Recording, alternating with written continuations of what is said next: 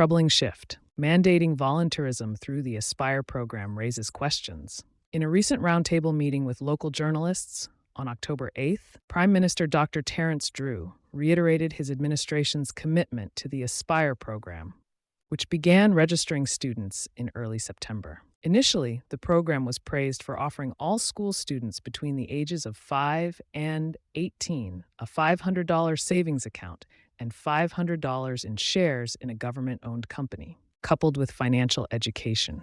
The focus on financial empowerment and literacy was seen as a positive step for the nation's youth. However, new remarks from the Prime Minister suggest a deeper, potentially problematic shift in the program's objectives. Dr. Drew suggested that, as part of the Aspire program, young people may soon be required to join volunteer organizations such as Scouts, Sea Cadets, Brownies, or Girl Guides. He emphasized that every child in St. Kitts and Nevis should be involved in one of these groups, arguing that this kind of participation is essential for wholesome development and providing a moral and ethical grounding.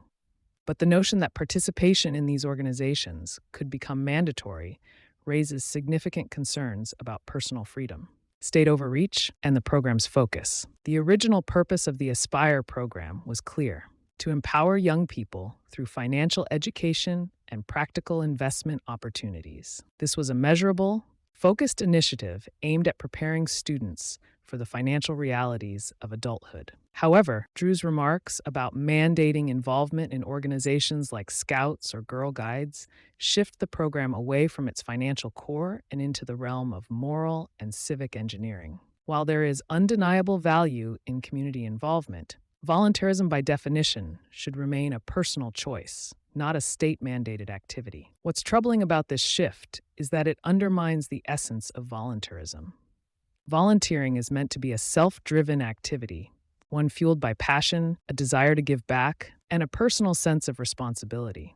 Forcing children to participate in these organizations under the Aspire program risks turning what should be a voluntary act into a bureaucratic obligation. Can it still be called volunteerism if it's mandated by the state?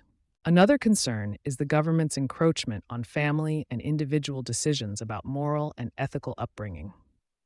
While organizations like the Scouts, Sea Cadets, Brownies, and Girl Guides can play a valuable role in a child's development, not every family subscribes to the idea that these are necessary or ideal for their children. Many parents may prefer to impart ethical and moral guidance through religious institutions, personal family values, or other community activities that align with their beliefs. By making participation in specific groups a condition of the Aspire program, the government risks infringing on the rights of families to make decisions about their children's upbringing.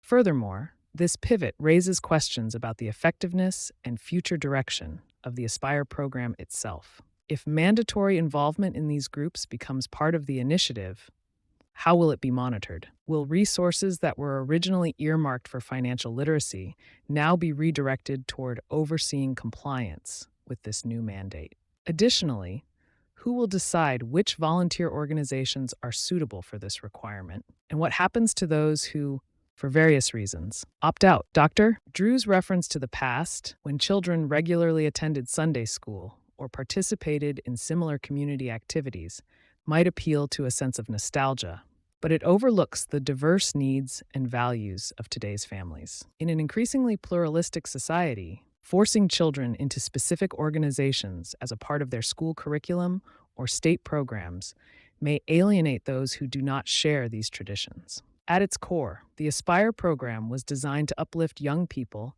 through financial empowerment, giving them a head start in life by teaching them the principles of savings, investment, and fiscal responsibility. This was a powerful, forward-thinking initiative.